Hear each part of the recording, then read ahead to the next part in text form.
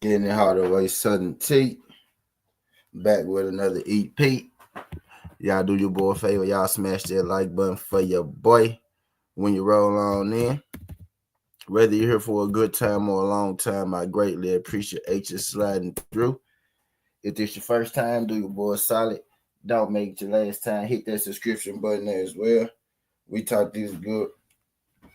Hold on real quick, y'all.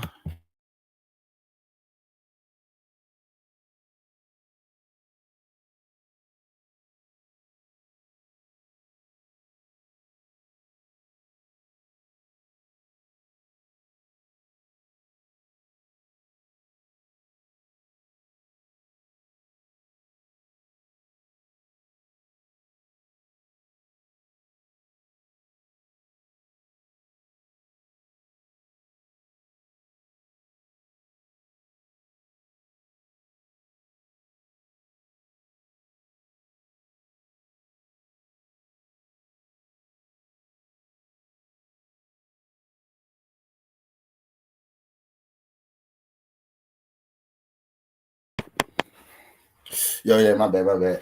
But yeah, though, Jazz. That Tyson joint is that Tyson joint is like this the John Jones card right tomorrow. But yeah, that Tyson joint is tonight. That Tyson joint is tonight. Yes, it is. Yes, it is. But this the John Jones Stipe full card wouldn't have a bet. I ain't gonna hold y'all up too long. I'm gonna run through this real quick. I'm gonna run through this. Real quick, man. I ain't gonna hold y'all up too long. So we gonna start from the top of the card and we gonna work our way to the bottom. I'm gonna try to do this in about 10 to 15 minutes, something like that. But y'all hit that thumbs up. Y'all hit that thumbs up for your boy. But let's go and get to it. First fight on the card, and this card got a lot of cancellations, right? This was a stronger. I'm gonna be at the crib. I'm gonna be at the crib. Yep.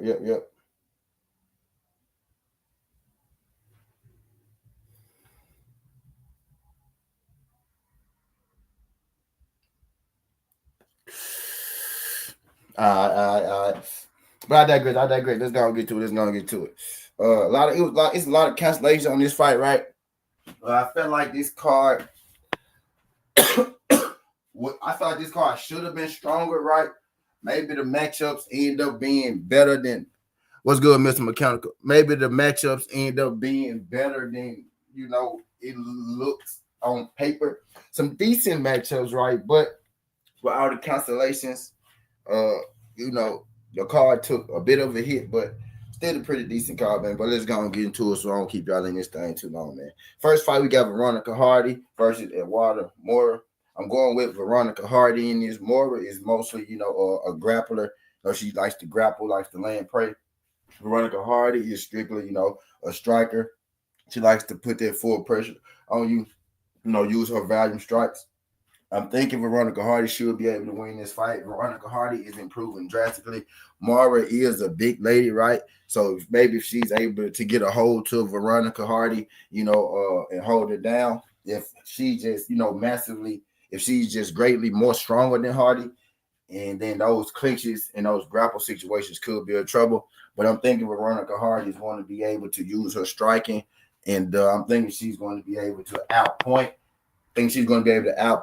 Mara in that fight. So I got Veronica Hardy in the first fight. Oban Italy versus Basil Hafez. I think Hafez maybe is the slightly more dangerous fighter. I think Oban Italy is the more technical overall, better fighter, right? I'm thinking Oban Italy wins this fight with his wrestling as long as he can avoid those big bombs from Hafez. I think Oban Italy should be able to get that win. We got Mickey Val versus Brahma, right? Don't really like this fight.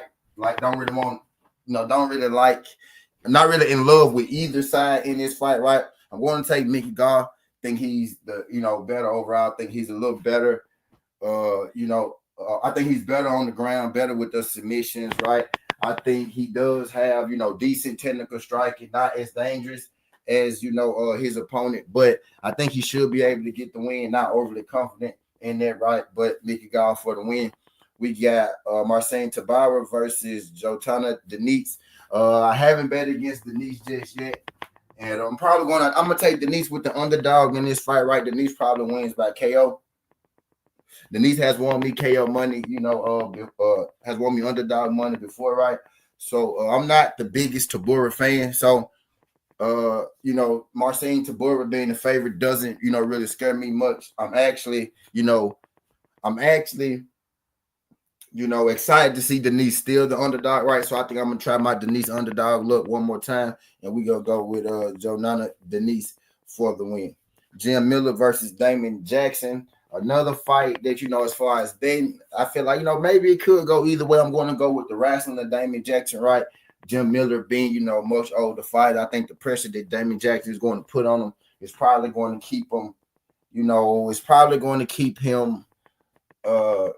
always, thinking rather than acting right. And I think that's going to wear on his gas tank, especially at age 41, 42, something like that, right? I think Damon Jackson is able to pressure wrestle, Jim Miller, stay away those big bombs and grind out a decision win over Jim Miller, right? Damon Jackson for the win. Chris Weidman versus Aaron Anders. Interesting fight.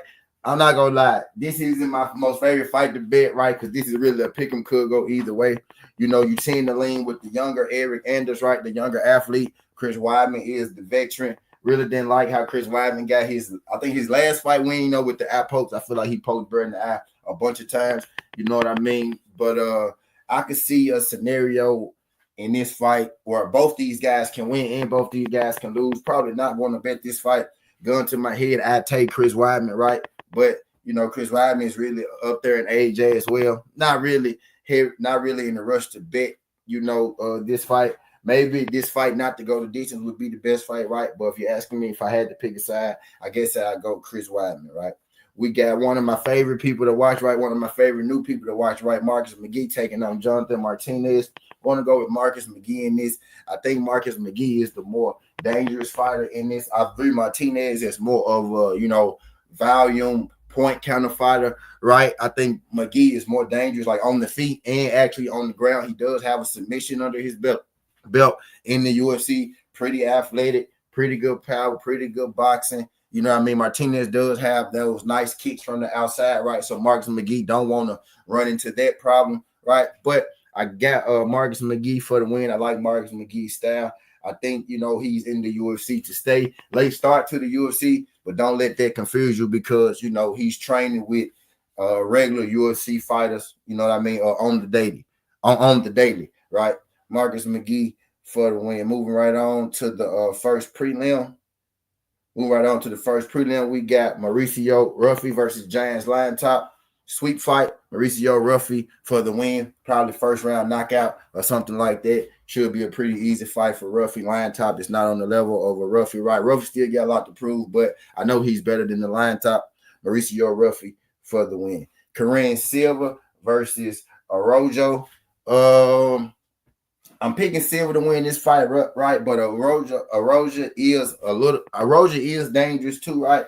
But I do like Karen Silva. I like the trajectory of where Karen Silva is going. So I am going to take Karen Silva in there at minus 300. I think it's a little big, right? It should be more around, minus 140, something like that, right? I think minus 300 is a little big. The over in that fight, I think, will be, maybe decent. But then again, not because Silva does have a lot of finishes.